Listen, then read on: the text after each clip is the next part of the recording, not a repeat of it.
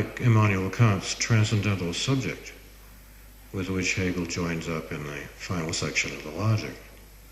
Here in the very first section of the Logic, a preliminary form of this subjectivity is already in evidence.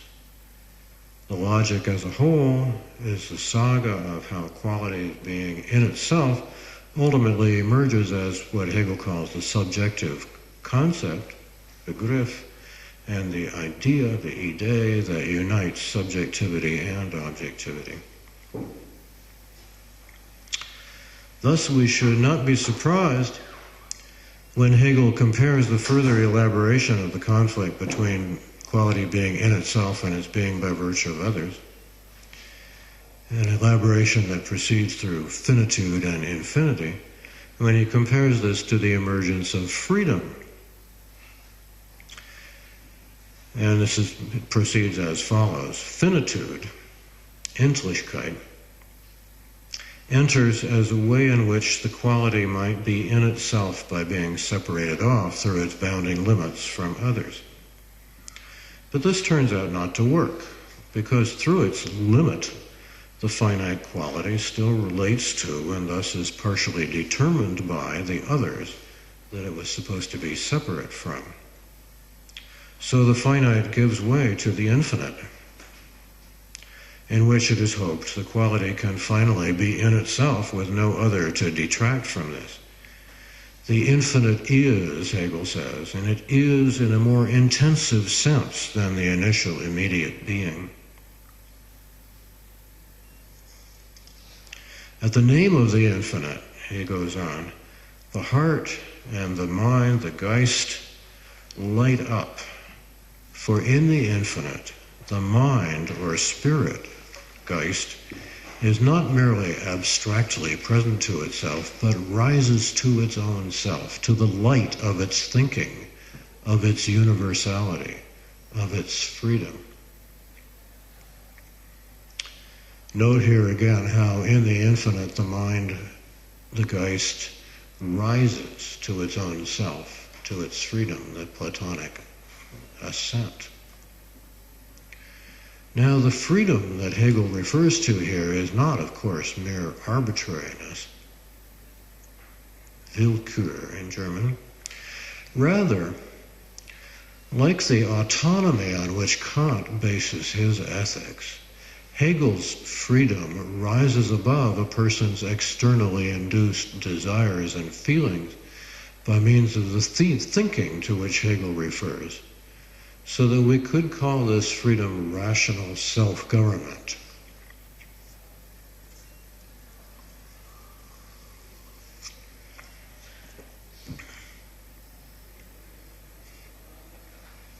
And this is already the topic,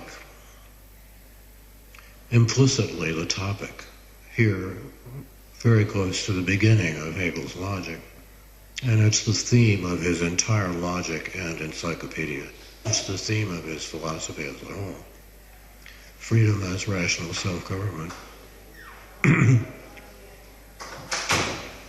So all of the later unfolding of Hegel's system is present here in the first chapter of the Logic in Nietzsche.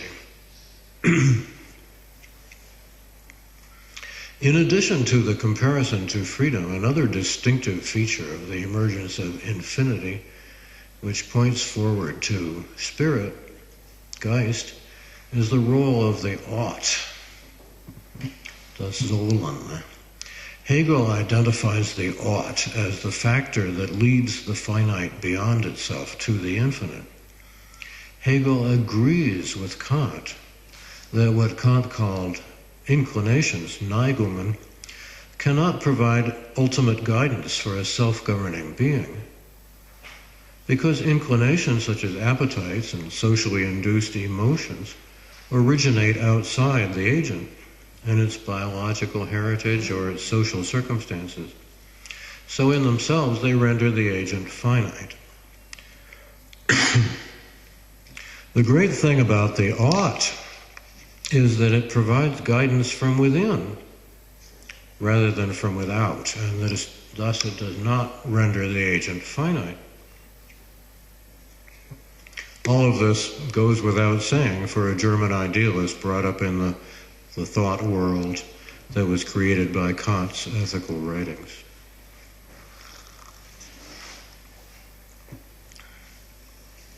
However, Hegel quickly adds that Kant's and Fichte's way of interpreting the ought makes it a spurious infinity, eine schlechte Unendlichkeit, which fails to be truly infinite because it sets up the moral realm as the opposite of nature, and through this opposition, it makes both realms limited by each other and thus finite.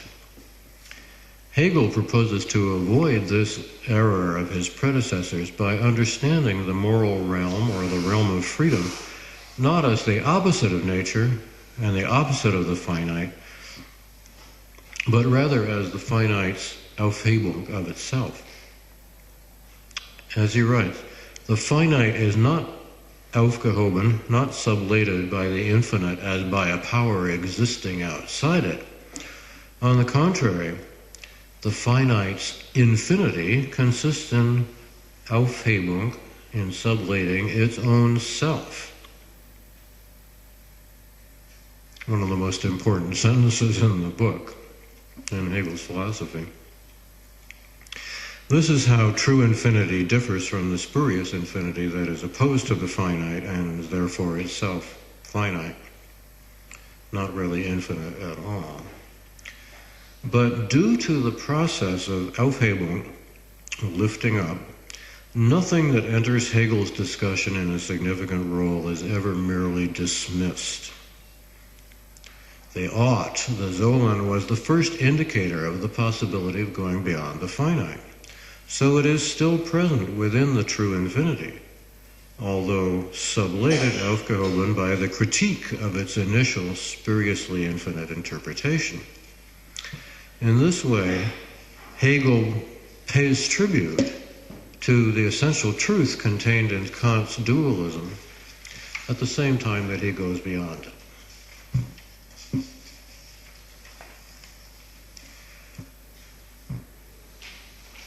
Hegel concludes his account of true infinity with the announcement that it is not the finite which is the real, but the true infinite which is the real. And this is because the finite fails while the infinite succeeds in being what it is by virtue of itself rather than by virtue of its relationships. Hegel observes that the finite is nevertheless the most stubborn category of the understanding. Hegel would not be surprised that much discussion in our society and our universities continues to be conducted in ways that appear to exclude the freedom and spirit, or Geist, that exhibit infinity. This happens, for example, when we expect evolution or genetics or neuroscience to reveal to us what we really and ultimately are.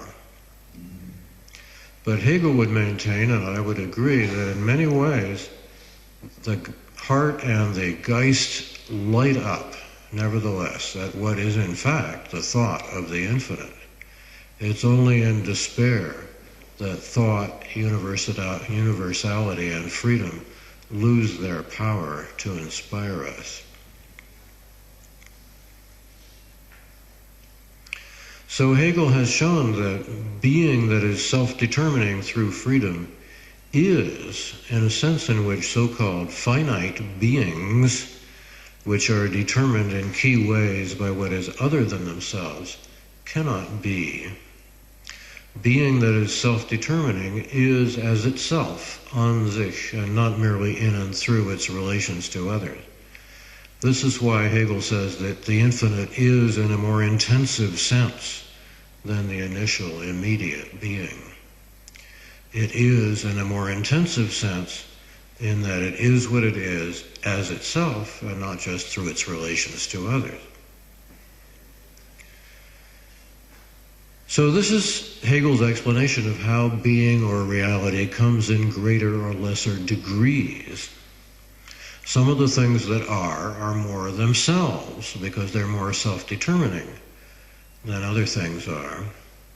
And in that sense, they are more intensively than the others are.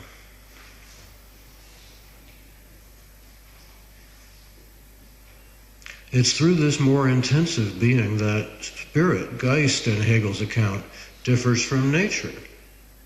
And it's through the same more intensive being that absolute spirit, art, religion, and philosophy, differs from subjective and objective spirit, intellect, self, ethics, and social order.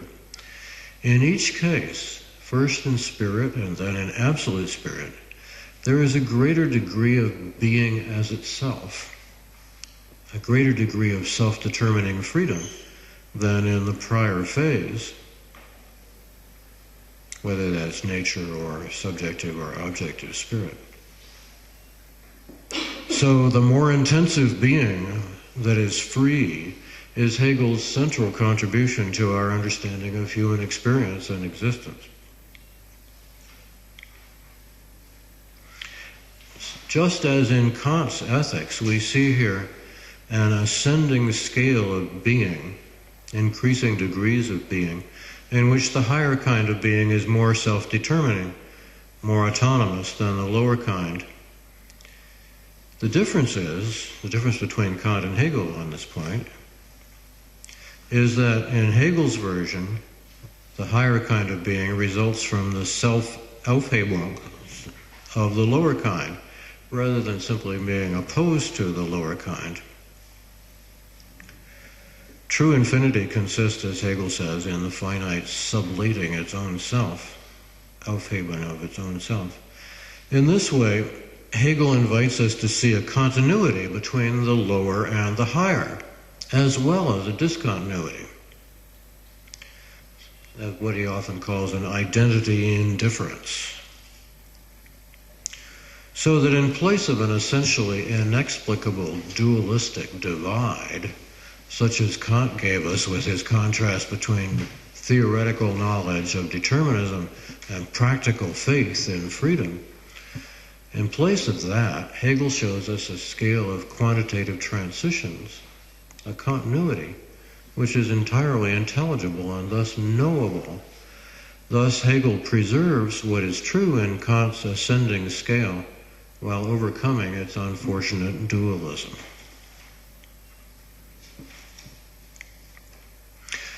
Now, I want to suggest that Hegel's conception presents a compelling and dramatically liberating alternative to the dualisms that are still everywhere in 21st century discourse. Programs such as materialism and naturalism derive all of their plausibility from their exclusion of a dualistic alternative, which is thought to be unacceptable, and which they call the ghost in the machine, or the supernatural. These programs are implicitly dualistic. They are intelligible only by what they reject, which is the other thing, the supernatural, or the ghost in the machine. In the light of Hegel's account, we can see that this dualism is unnecessary. For Hegel shows us how what is traditionally called mind, or the supernatural, can more intelligibly be understood not as the opposite of matter or the opposite of nature, but as matter or nature sublating, Aufhebung itself. Mind and the supernatural are how matter and nature make themselves more self-determining, more self-sufficient, more real as themselves. And in that sense, as Hegel puts it, simply real, in the strong sense of the word.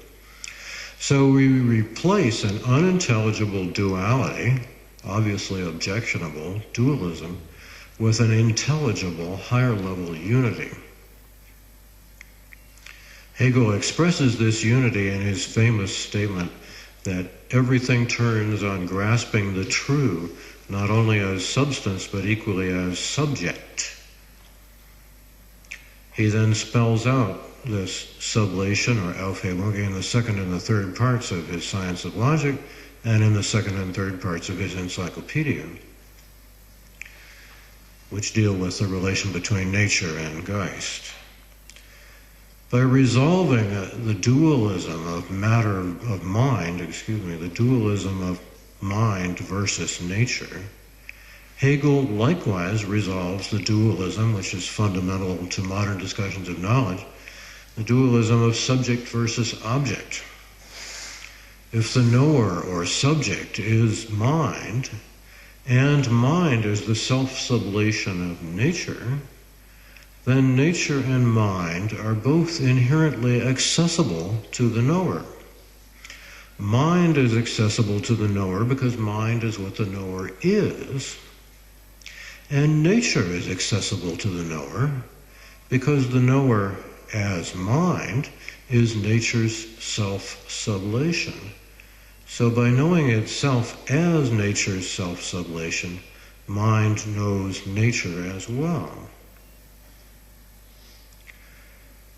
Rather than connecting subject to object by reducing one of them to the other, as is so often done in present-day philosophy and general discussion, reducing the mind to the brain, or in reverse, reducing the physical world to ideas, rather than reducing things to each other in that way, thus making them identical, Hegel's idealism retains a distinction between them, but it's a distinction that is bridged by the Aufhebung, the sublation relationship. In this way, Hegel does justice to the intuitions that give rise to the subject-object divide in the first place, but he does not allow them to make that divide unbridgeable.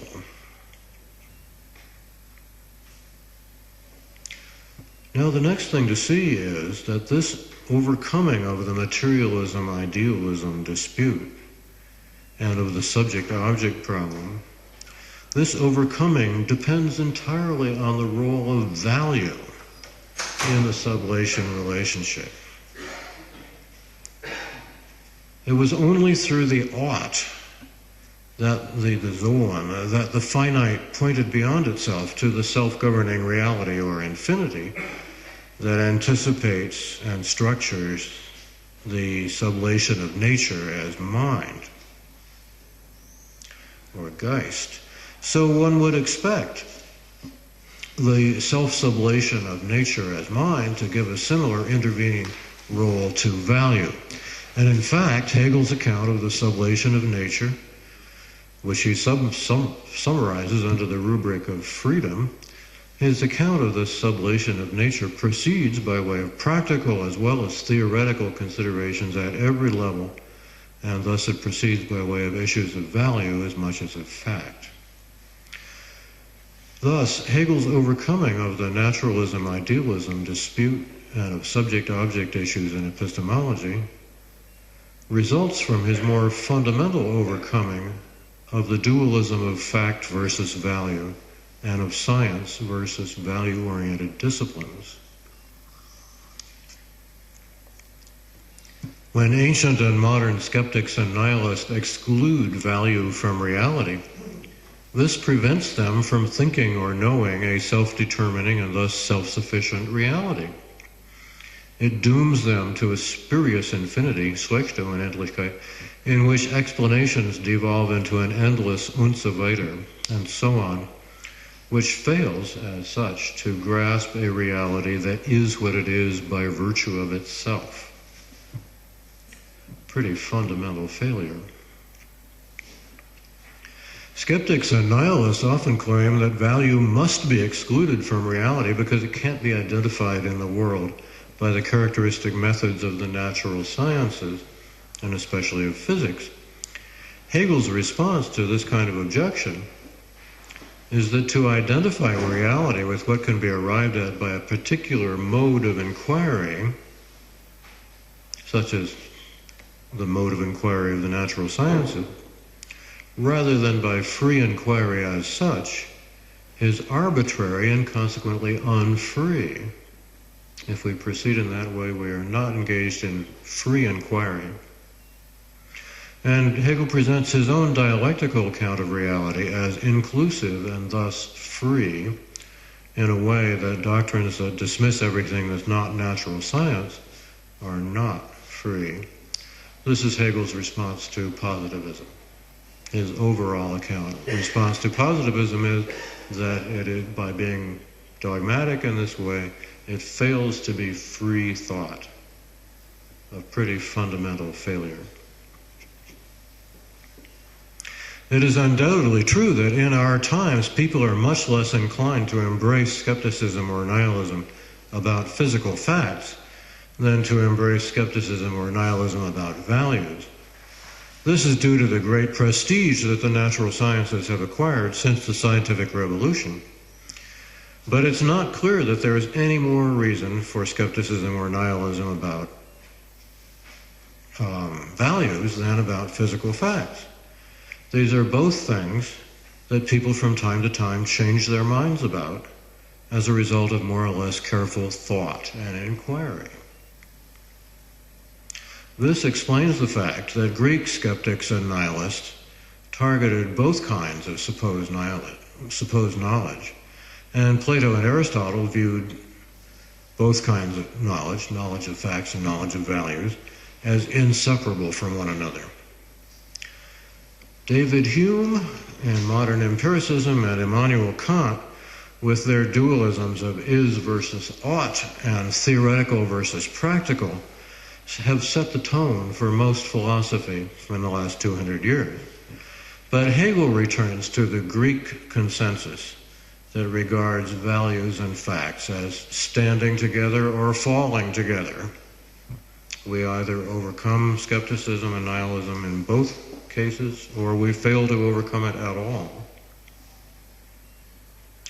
In taking this position, however, Hegel acknowledges and does justice to the key truth that naturalists, materialists, skeptics, and nihilists all insist upon, which is that reality, thought, and life must not be segmented into two or more domains whose relationship is unexplained. Two domains such as matter and mind, fact and value, knowledge and faith.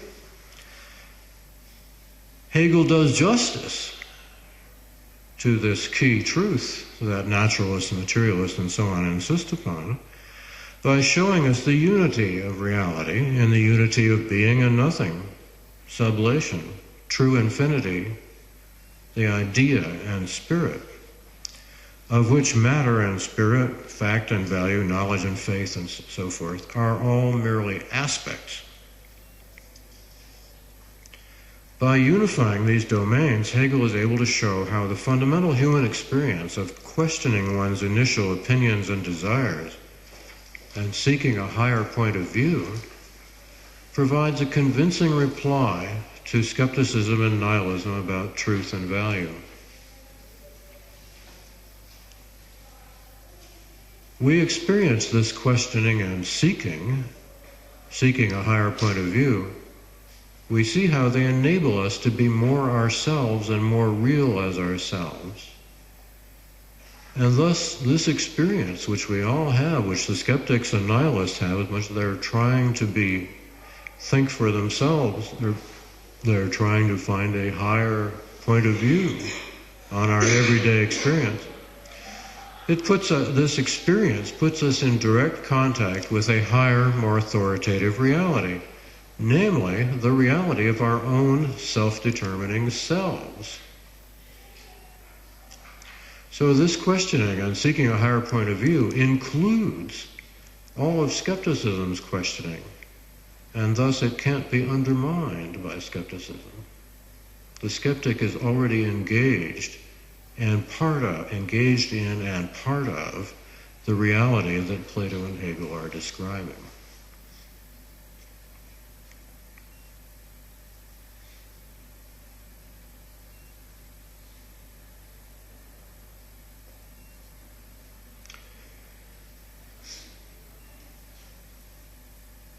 So, and unlike the situation with Kant, we can now understand the self-determining higher reality that's constituted by this questioning as the Self-Aufhebung, self-sublation of the more widely acknowledged reality of the world that's studied by the physical sciences. So there's no longer any prima facie conflict between two supposed realities, such as Kant had left us with. So that's my account of Hegel's basic argument, and now I want to try to show how Plato anticipates the central features of this argument, though without spelling it out as explicitly as Hegel did. The most visible way in which Plato anticipates Hegel's central argument is by his well-known claim, which he repeatedly has Socrates make in the dialogue, that the forms have more being than the phenomena of sense perception. This claim resembles the provocative claim that Hegel makes about the more intensive being of the infinite. Commentators regularly acknowledge Plato's claim about the greater being of the forms as a fundamental one, but hardly ever do they show how we might make it plausible. I believe many people regard it implicitly as just a Platonic dogma. But I think Plato provides us with an implicit argument for this claim. It is not a mere dogma. And Plato's argument parallels Hegel's argument for the more intensive being of the infinite. I'll skip the next paragraph. The place where we see this argument emerging, most visible in Plato, is in a number of passages in the Phaedo and the Republic. Key passage in the Phaedon, in which Socrates criticizes the materialists of his day for supposing that they could explain his remaining in prison by referring to the characteristics of his bones and sinews, rather than, Socrates says, to the true cause of his remaining in prison, which is that after the Athenians decided it was better to condemn me, it seemed best to me to sit here and more right to remain and to endure whatever penalty they ordered. This is what Plato has Socrates saying. So he has these evaluative concepts of better and more right, which he's saying are fundamental to the explanation of what he's doing by remaining in prison.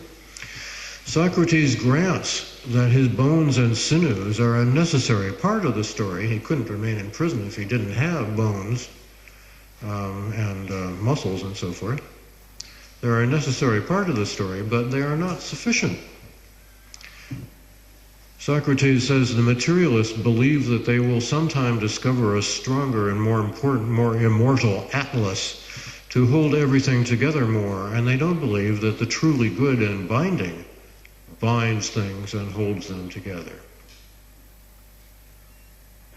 So, if you wonder how the truly good binds things together, Plato gives you the beginnings of an answer in Book 4 of the Republic, in his account of what we refer to as the parts of the soul. Here Plato has Socrates say that the person who is just regulates well what is really his own and rules himself. He binds together his parts, and from having been many things, he becomes entirely one, moderate and harmonious. Only then does he act. So here Plato holds up the possibility of a person becoming more than a collection of parts, of his becoming entirely one by ruling himself.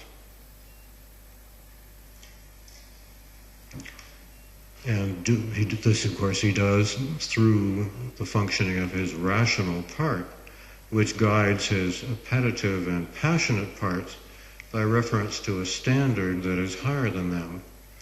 Now that standard, of course, will be the one that Plato alluded to in the earlier passage as the truly good, and which he elaborates in the various allegories in the Republic. the sun, the wine, and the cave, this higher standard is the equivalent in Plato of the ought and the infinite in Hegel's narrative. It's what takes the person beyond his multiple and conflicting parts to a self-governing self-unification that transcends them. Just as in Hegel, the ought and the infinite take the finite beyond its being in relation to others to a self-governing self-unification that transcends that. This self-governing self-unification is Plato's notion of how an individual can